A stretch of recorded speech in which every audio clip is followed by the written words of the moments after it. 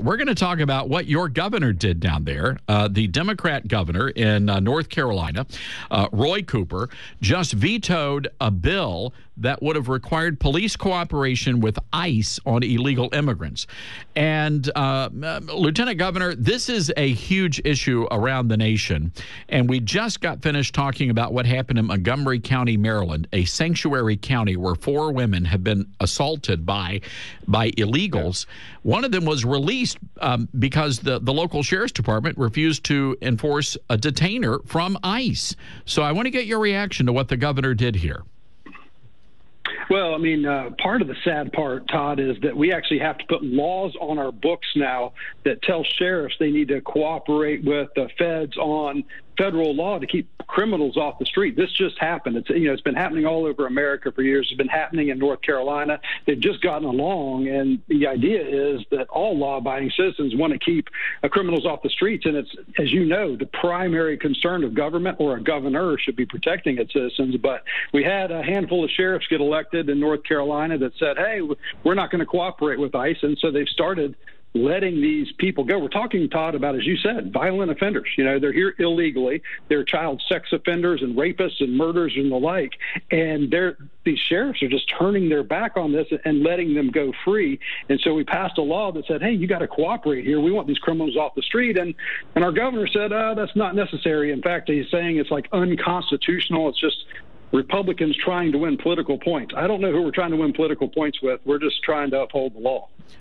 Of local concern there in Charlotte, North Carolina, and we talked about this story on the radio program a few days ago.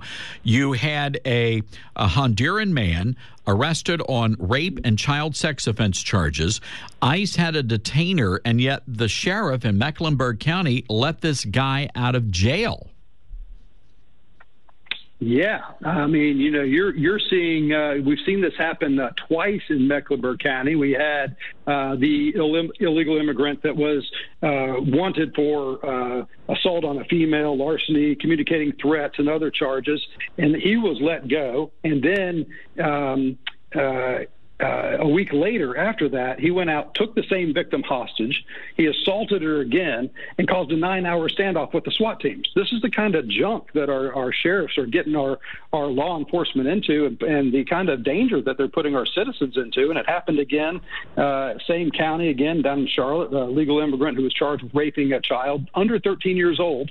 And there was a detainer on him, and the sheriff said, no, we're just not going to cooperate with you. So I don't know what switch has flipped in America, but the fact that we can even allow a known criminal that's already in our country illegally, Todd, to be on the street without just wanting to get along with these federal agents who are just trying to uphold the law that Congress has passed anyway. So there's nothing illegal about that. There's nothing unconstitutional about it.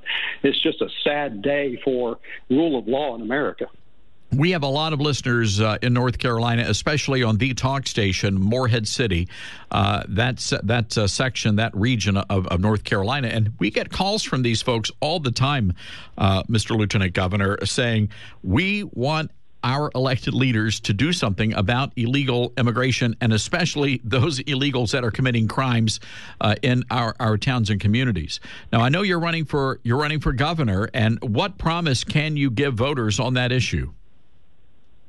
I mean, I think the promise that I can give voters is that I support law enforcement. I'm here to have their back, and so I'm also here, meaning I'm here to protect the citizens of North Carolina. It should be, as I mentioned, our primary concern to keep criminals off the street so our people can go to bed at night knowing they're a little bit safer because another criminal's been taken off the street. And so, I want to be sure everybody knows out there, too, in North Carolina, that the vast majority of our sheriffs, Todd, support cooperating with ICE. The vast majority do. There's only a handful of them that don't. The Sheriff's Association in North Carolina made it a high priority for them to make sure that they were doing the right thing. So it's not every county, but it's mostly our big cities. And so our citizens in those cities should be concerned that they have these sheriffs that are letting criminals go and not just willing to hold them till the ICE folks can come and get them. So what the assurance that the people of North Carolina have is that I'll have law enforcement's back and I'll have the citizens back to make sure we're protecting them. Lieutenant Governor Dan Forest, best of luck to you out there on the campaign trail.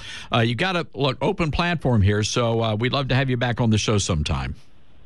Thanks so much, Todd. We'll take you up on it. Have a great day now. All right. Lieutenant Governor of the state of North Carolina, Dan Forest,